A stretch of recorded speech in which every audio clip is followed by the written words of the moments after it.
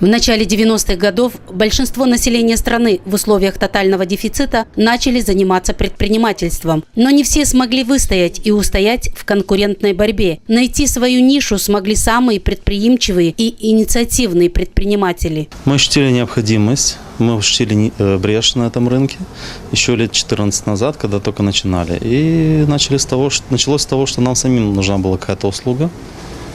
И так как мы были молодые и не заняты ничем, мы занялись именно этим.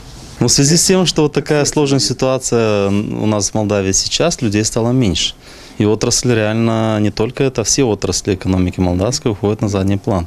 Да, информационные технологии в какой-то степени еще зависят от уехавших за границу людей, и людям нужно общаться с родственниками, но все равно с каждым годом все меньше и меньше этот показатель. Поддержка предпринимателей – один из основных лозунгов партий, стремящихся к власти во время предвыборных кампаний. Однако с приходом к власти они забывают о своих обещаниях, и предприниматель остается один на один с трудностями.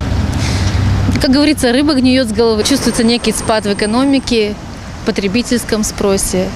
Чувствуется, что очень большое количество людей уехало, потому что клиентов все меньше и меньше. Но тем не менее радует и тот факт, что в таком сложном деле находятся молодые предприимчивые люди, которые ищут возможность развивать свой бизнес и предоставлять качественную услугу населению.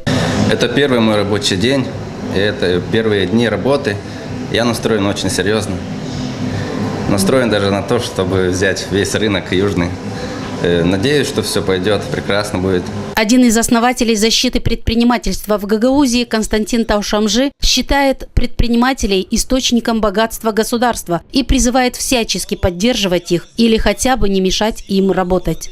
То, что мы сегодня имеем, то, что, по сути дела, героизм, это против течения. Мои земляки из Вулканеш были, и такое замечание. Почему Камрад строится, а у нас в Вулканештах и в Чадумланге нет этого строительства? Наверное, руководители Гагаузии уделяют больше внимания Камраду. Пришлось долго им объяснять.